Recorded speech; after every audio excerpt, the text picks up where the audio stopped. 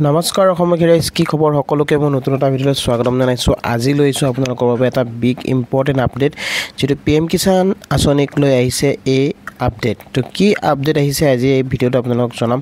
তো গতিকে ভিডিঅ'টো অকল স্কিপ নকৰিব, শেষলৈকে চাই থাকিব। তো বলক ভিডিঅ'টো আৰম্ভ কৰোঁ। ৱেলকাম টু মাই চেনেল কুট লাগে চাম।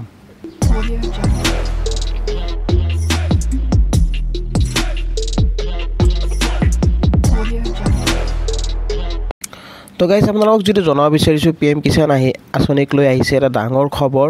এতিয়া চাওক, আপোনালোকে সকলোৱে জানে যেটো 20 ইনষ্টলমেণ্ট আপোনালোকে লাভ কৰিছে 2 আগষ্ট 2025 ফ্ৰম বাৰাণসীৰ পৰা যেহেতু কৃষকসকলে লাভ কৰিছিল 20 নম্বৰ কিস্তি। এবাৰ যেহেতু 21 কিস্তি আপোনালোকে যদি লাভ কৰিম বুলি ভাবিছে, তেনেহ'লে আপোনালোকৰ বাবে যেহেতু এটা ডাঙৰ খবৰ আহিছে যে বহু স্বামী স্ত্ৰীৰ মাজত যেহেতু বহু পতি পত্নীয়ে এই মানে PM কিষাণ আঁচনিৰ ধন লাভ কৰি আছে। তো যেহেতু ভেৰিফাই কৰা হৈছিল, বহু কৃষকৰ ঘৰত গৈ যেহেতু ভেৰিফাই কৰা হৈছিল আৰু ভেৰিফাই কৰাৰ পিছত যেহেতু পতি পত্নীৰ দুয়োজনে যেহেতু লাভ কৰি আছে PM কিষাণ আঁচনিৰ ধন। যদি আপোনালোকৰ তেনেকুৱা যদি হৈ আছে, তেনেহ'লে আপোনালোকৰ ওপৰত যেহেতু চৰকাৰে বিহিত ব্যৱস্থা হয়তো ল'ব পাৰে। যদিহে আপোনালোকৰ দুয়োজনে যদি পতি পত্নীয়ে যদি লাভ কৰি আছে, তেনেহ'লে আপোনালোকৰ এই আঁচনিৰ ধন যেহেতু এজনেহে লাভ কৰিব, কিন্তু এজনৰ নাম কৰ্তন কৰা হ'ব আৰু এই ধন হয়তো আপোনালোকে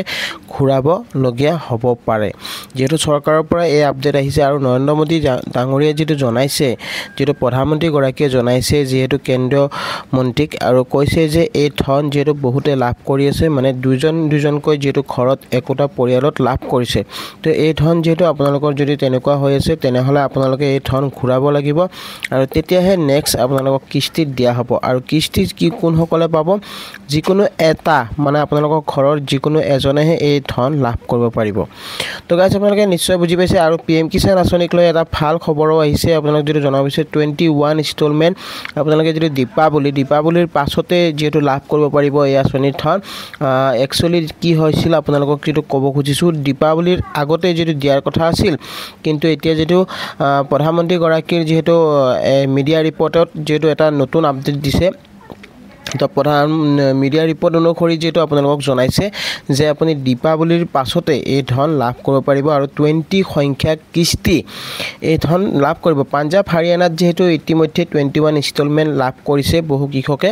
তো এতিয়া আপোনালোকৰ বাকীবিলাক যিবিলাক ষ্টেট আছে, সেই ষ্টেটবিলাকত অতি সোনকালে এই ধন মুকলি কৰা হ'ব আৰু 21 ইনষ্টলমেণ্ট আপুনি লাভ কৰিব পাৰিব। আৰু আপোনালোকৰ ঘৰত যদি দুজনকৈ যদি মানে মেম্বাৰে যদি লাভ কৰি আছে এই ধন বা পতি পত্নীয়ে, তেনেহ'লে কিন্তু আপোনালোকৰ নামটো কৰ্তন হ'ব পাৰে। আজি আপোনাৰ নামটো যিহেতু আপুনি মানে আপোনাৰ অফিচত আপুনি জনাব লাগিব যে দুজনকৈ লাভ কৰি আছে, তো সেই ধন আপোনালোকে পিছত কিন্তু ঘূৰাবলগীয়া হ'ব পাৰে।